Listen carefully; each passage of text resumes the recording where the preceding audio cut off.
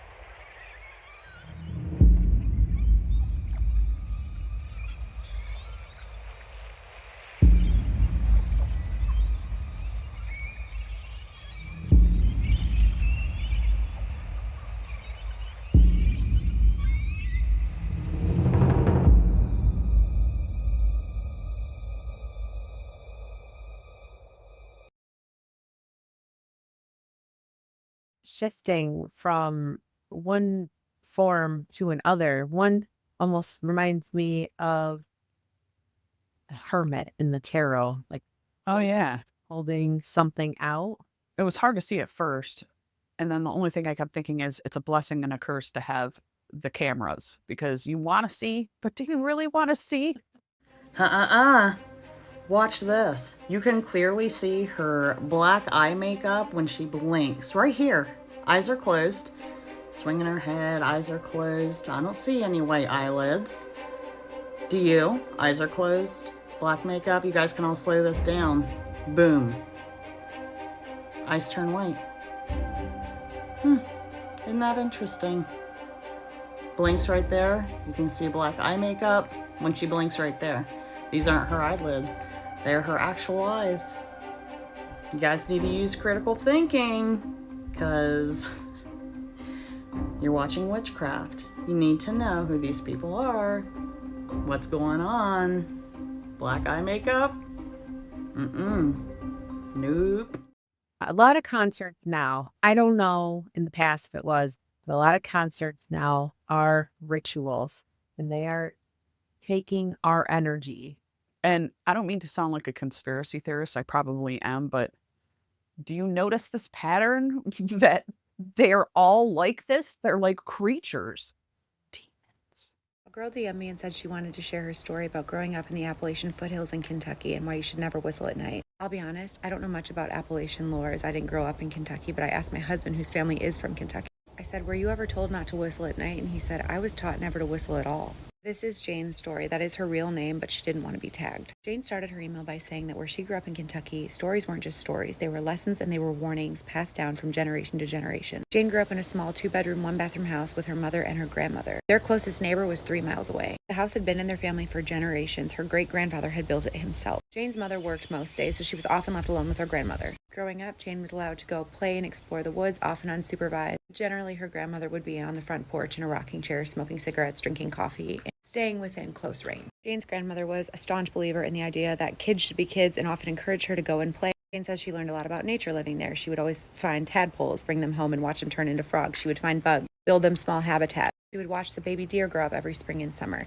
But Jane's grandmother had 2 rules, and the first was that Jane had to be in the house by dusk, and the second was that Jane could not whistle at night, even if she was in the house. When Jane asked why she wasn't allowed to whistle at night, her grandmother only ever said, "It calls them to you," and refused to elaborate. So Jane grew up with the idea that there were monsters or people in the woods that would come if you whistled. So Jane grows up, she goes off to college. Her mother had since fell in love with and married a man who lived in the suburbs of Louisville. Only her grandmother is left living in this house. And Jane doesn't go back very often. There's not a lot for her there. And at this point in her life, she views the place where she grew up just as a small mountain town where a lot of old people live who still believe in magic and folklore. But Jane's modern. She's a millennial. She has a smartphone. She watches The Bachelorette. The world that she lives in is bigger and more vibrant than the dusty old stories that her grandmother clung to.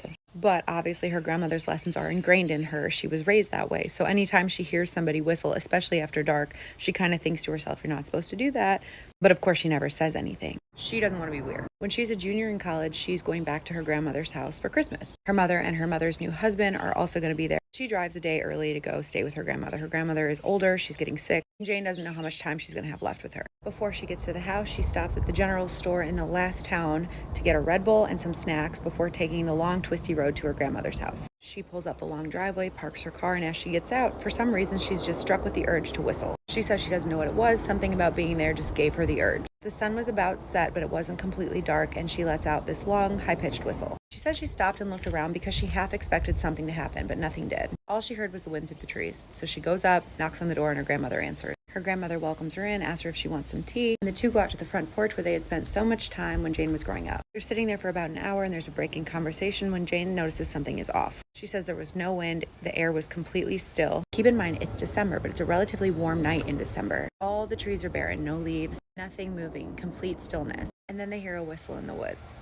And it's Jane's whistle. The same long, high-pitched whistle that Jane had whistled earlier. And her grandmother grabs a chair, her knuckles going white, and she stands up and she says, "Did you whistle at night?"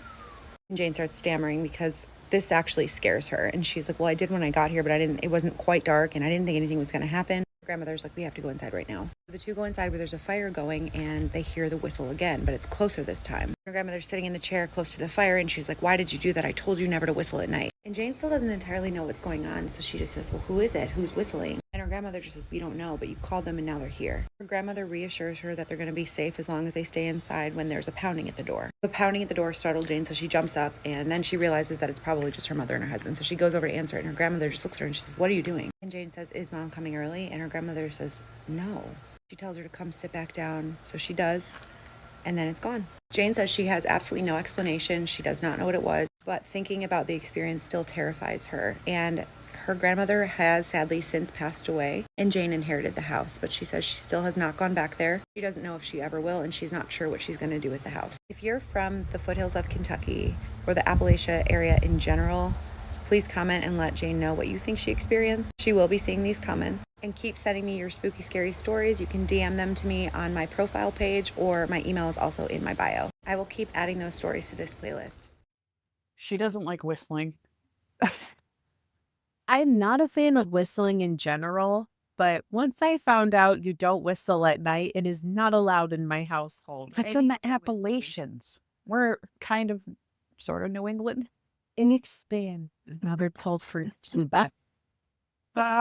It's not like they. Go talk in the mirror. Oh, God! Cops come across creepy sights more often than you would think, sights that they themselves cannot comprehend. Luckily, they were captured on camera. In the middle of the road, well past midnight, a figure appeared from nowhere in the middle of the road, which left onlookers frightened and unable to explain. Let's take a look.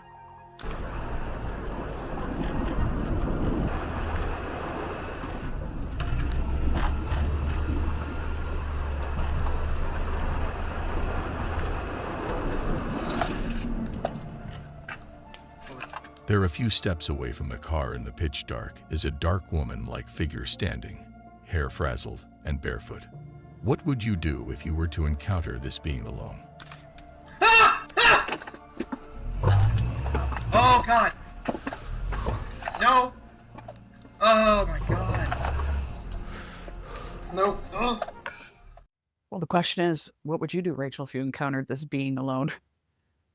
I'd turn around and go the other way. But as a police officer, You'd shoot her? you'd have to get out and say stop or I'll shoot. Maybe get a weak point. I think I'd do what he did and go nope, and then reverse. Case control study where we got the DNA from people that we vetted had actually had psychic talent, who said that they come from families who had this talent. And then we compared them against people who did not have any psychic talent against families that also didn't have any psychic talent to look for some kind of genetic difference between them. We assumed that we would find that the talented psychics were essentially mutants, X-Men, that they had some special genetic structure that was different. What we found instead is that it was the controls, the ones who didn't have any psychic ability, they were different. And so one of the people involved in our study is a specialist in the genetic of populations. He found that there's a historical connection with the controls that had no psychic ability that pointed back to a certain portion of the world. It pointed back to what used to be called the Holy Roman Empire. Why? We're talking about people who don't have psychic ability, because the Inquisition did its job really well. And it found people who had these abilities and got rid of them. And killed them off. And changed the genetic constellation of what you see in those portions of the world. That is absolutely horrifying. They crippled us. They changed the genetic composition of an entire population. Yeah. Do you believe that people that are a non-psychic family, do you believe that they still within them do have the ability to unlock their potential? I think so. I think if they were willing to admit it, maybe it's religious beliefs, or maybe it's just something they're afraid of, or maybe it does go back to the Roman Empire and the Inquisition, which I find completely fascinating as research. I've never heard of anything like that before. Walker, tilt your head if you were reincarnated. Tilt your head if you're Granny. Are you playing jokes? Are you playing jokes on us? Are you Grandpa? Are you Granny? First of all, adorable. He's the cutest. And I believe it. I believe it too. And children, even though they're that little, they still can comprehend a lot of what you're saying, and they can respond. Yeah. Though they don't have the physical ability to say words yet. No, because how did I just dance to annoy the drones and orbs fell in my video, and then I zoom in on the orbs and I see my ex-husband's face. Not just a little. It is his exact face. Hold on. You're thinking to yourself, okay, that looks like a blob. No. Here's his mouth. Here's his nose. I changed it so many times. If you look really, really close, there's an entire nose right there. There's his mouth, his eyes. I can see his face. I can see his face. He's like, I feel like he's rolling his eyes at me. I'm gonna be honest. Here's another one. And hold it back, y'all. Hold it back, right? Right here. Oh, you can't see my hands. Right here is his mouth. Here's his nose. There's an eye. And there's an eye. Hey, Tyler, coming to protect me. He's like, get out of here, dancing with the Diane Jones, Michelle. Get out of here. For reference, this is my ex-husband. Last but not least, Gage, you are a chosen one. You have been talking to the dead since you were 1 year old. And I just want you to know that. Honestly, who are we to say that she doesn't see him? It very well could be him. There are people that think orbs are dust and this and that. And I don't know. Seriously, can anyone explain to me why the Pope has this symbol on his robes that is identical to a giant geoglyph of a humanoid looking figure in the northern desert of Chile? Like, seriously, what is going on here? It's pretty common knowledge that the global elites know a lot more than they let us normies in on, but this is literally like waving it in front of our face. Like, what is this? Before anybody starts commenting saying this picture is fake or it's probably been altered or AI, no. This was posted 6 years ago in an article by The Guardian. Now, I had to scribble out a little bit of the title, but Catholic Church, children, I'm sure you can understand the context of this article. So unless The Guardian are posting pictures of the Pope with aliens on his robes for absolutely no reason and no relevance to their story, then I feel pretty comfortable in saying that this is a real image. So what kind of significance does it have to this? The Atacama Giant. This is one of the biggest geoglyphs in the world depicting a humanoid figure. It's believed to have been created between 1,000 and 1,400 years ago by ancient Incan cultures. It's over 100 meters tall and it's on the Pope's robes. Why? Like, seriously, like, let's move away from aliens and UFOs for a second and just, can anybody actually tell me, why does the Pope have this on his robes. It is aliens. I am convinced that the Pope is intertwined in the Vatican with ET stuff. Did you see them opening the portals? I did not watch it, and I will not watch it. Okay, well, people have taken still shots from that, and those people, those bishops and things around him look like aliens when they freeze frame them, and it's freaky. I did see that, but I won't watch the actual video footage of it. There's a ghost dog in my house. If you didn't know, hi, my name is Haley and I'm a psychic medium. I am able to communicate with spirits and see the spirits of animals, and there is a new spirit of a dog in my house. I've lived in this house for 7 or 8 years and I have never seen any spirits of dogs in the house, but I have seen spirits of cats. One in particular is the cat we call Casper Cat, which I seen like the moment we moved in. And I know my Presley cat who passed away last year, she is there as well. When I started seeing this dog and feeling him jump up on my bed in the morning, I was like, where did he come from? But then I got to thinking, I've been taking my kitten to the vet, and I wonder if he followed me home from one of her vet visits. And this is a cute white and gray fluffy dog, and I literally think he looks like Max from The Little Mermaid. Let me show you. This is what the spirit of the dog looks like. And he's very sweet and cute, and I love him. So I'm pretty much going to adopt the spirit of the dog in the house, and I think I'm going to call him Max. But I hope he gets along with my Casper cat and Presley. I forgot to tell you, my kitten Mia has also been noticing Max around the house. I think she noticed him first. It's really cool. So I hope he gets along with her as well. I will keep you guys up to date with my new ghost dog, Max. I want a ghost dog, Max. I had ghost cat. Never had ghost dog. I still have ghost cat. Yeah, me neither. So this is literally so weird, and I have nobody to talk about it with.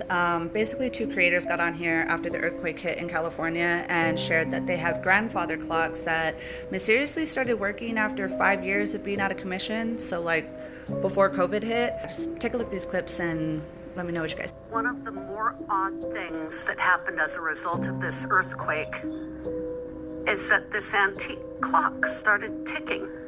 It hasn't been ticking in at least 5 years. I can't understand. I can't explain it. 6.5 hours later, and it is still ticking. So what makes it such a strange coincidence is that another gentleman in California had the same thing happen with his grandfather clock, which also stopped working around 5 years ago, around the time the pandemic started, with one extra little interesting detail. Let's watch that. Grandfather clock that has not been running for how long, Mom? 4 or 5 years. The time on the clock is exactly the time it is now. That doesn't make any sense. It turned on exactly at the right time. No, we don't need to set it. So yeah, that's a little interesting, and just curious what you guys think. I heard that, you know, maybe the earthquake leveled them out a little bit. Some people think that we shifted timelines, or that it's some kind of warning. Maybe there's something in The Simpsons about it. I don't know. I wonder if this happened to anybody else, or if this happened to anybody else after the last earthquake. I also wonder if the woman's clock who started working was also set to the right time when it started working again. But yeah, what do you guys think? So weird thing about that is I told my father about it. He lives in Florida, but at the time that this all happened, he told me that he noticed he had a clock in his apartment that wasn't right. It didn't work right. Then one day he went back there and it was telling the right time. Do you think it has to do with like magnetic shifting or pole shifting or something? Possibly. And where the hell did all the grandfather clocks go? As a little kid, my grandparents and my great aunts, they all had grandfather clocks. Where'd they all go? Yeah, we have one, but it was his grandparent. Have you got any stories that fit this environment? I do. I have a really good one from out in Utah in the 1970s. This is actually one of the earliest stories that I covered. Actually, this is one of the first ones. So we don't have the names of the people involved. So I'm going to call them a man and a woman, but you know, this is every bit their story. We just don't use their names. I think they actually didn't want their names used. That's what I recall. So back in the 1970s, there was this young guy and young girl who were the main characters of the story. And I think they met in college, and they go out on this first date. They go to a restaurant, a diner, and they got along fine, but there wasn't any magic. It was, you know, kind of a nothing date that they both kind of instinctively knew that this was likely not going to go anywhere beyond this first date. There's no chemistry. However, they both kind of intuitively noticed it. And the guy, towards the end of the date, when it's kind of like, okay, time to wrap things up now, he decided to take a chance. He figured, what's the worst that can happen? I already can tell this isn't going anywhere. And he says to his date, he says, you know, do you want to do something kind of unexpected? Do you want to like go do something kind of crazy with me right now? And the girl was actually like kind of taken aback. She's like, okay, what do you want to do? And he's like, well, I oftentimes go for walks out in Provo Canyon, this beautiful canyon that's nearby. It's got this amazing trail. It brings you out to this overlook with this incredible view of the stars. Like, it's a really cool spot. And I go there, you know, later in the day and no one's there, and it's pretty cool. But it's, you know, we're hiking in the woods in the middle of the night. You know what I mean? And she's like, okay, let's do it. You know, it's like suddenly the date went from going nowhere to it's kind of exciting. And so now there's chemistry. That's like they're going into the unknown together. And so they quickly leave the diner, they hop in his car, and it's a short drive over to the parking lot where Provo Canyon is. You know, he pulls into the spot, there's nobody there. They get out, and now there really is. They're getting along, they're kind of laughing, telling jokes, they're holding hands, and they walk right from the parking lot onto this paved trail that goes right into the forest. And so it's nighttime, you know, just this is a well-used trail. This is not some goat trail in the middle of nowhere. This is a well-used trail. And so they start walking into the forest, and after a while, and this is something they would say after the fact, but we know this is what was happening. As they were walking, the feel, the vibe of the night really changed as soon as they got into the woods. You know, they're excited, the states suddenly become exciting, and then they get into the forest. They're on the trail, they're holding hands, they're walking, and both of them began feeling this really intense dread as they're walking in. But they don't know each other. This is their first date. They don't have the background of a relationship to begin touching on something that's hard to point out. You know, neither of them turned to the other and said, I feel uncomfortable. Instead, they just kept their mouth shut and thought, okay, I'll just keep on going. So they stopped talking. They begin walking faster out of this kind of nervous energy they have now. They're holding hands, and they're just walking through this trail because they're trying to get to this overlook, basically get it out of the way and come on back. But it's all unspoken. They haven't said, boy, this is anxious. They're feeling that way. And so they're walking on this trail, again, surrounded by trees. There's nobody else out there, and it's pretty dark. They don't have a flashlight. And as they're basically speed walking at this point in silence, at some point they hear a rustling sound kind of off to the side. And at the exact same time, the guy steps on something that he described as being soft. And he stepped on it, and he has no idea what he's stepping on. No clue. It's something soft. And he's heard this rustling sound, and they're feeling anxious. And he immediately stops because he stepped on something. And the girl, she's sensing, okay, what's going on here? And without any communication, they turned and walked out. Didn't even look down. They have no idea what's going on. It was like they both knew, let's get the fuck out of here. I don't know what's going on out here. And they practically ran back to their car, totally safe. They get in their car, and now that they're in the safety of their car, they kind of begin laughing about it. Like, yeah, I wonder what that was. I stepped on something out there. I don't know. Something moving around. Maybe there's a big animal. I don't know. But that was it. That was the whole date. And actually, they wound up getting married because this date was like this kind of amazing thing. But they bonded over the fear of being in this forest. And so they get married, and 10 years later, they're at home, and the TV is on. It's tuned to like a Dateline type of show, like a true crime show. And neither of them are really watching. But an interview comes on, and it's a journalist talking to a death row inmate. It's a very famous death row inmate, and he's very near his execution date. And he's giving this kind of full-blown interview about, you know, what he did. And at some point, the journalist asks him, was there ever a time that you almost got caught before you got caught? And the serial killer is like, yeah, there was a time. I was out in Provo Canyon, and I just killed a girl, and I was trying to dispose of her body. And I dragged her across the trail, and this young couple comes turning around the corner, and they stepped on the body. And I was maybe a foot away holding her, looking up at them in the darkness, waiting to see what they were going to do. But for some reason, the couple didn't look down. They didn't look around. They just turned and left. And so that was it. That was the time I almost got caught. And so it turned out the guy, they had come in contact with Ted Bundy, like one of the most infamous serial killers of all time, who effectively said, had he investigated, he would have had to kill the couple. It's great. So they got their first date was running into Ted Bundy. Didn't you say you like night hikes? Chills. Actually, it sounds like a very fun date. If you like what you see, could you give us some support and subscribe, hit the like button, hit the icon bell to make sure that you receive all our new videos that we drop? And thanks for watching.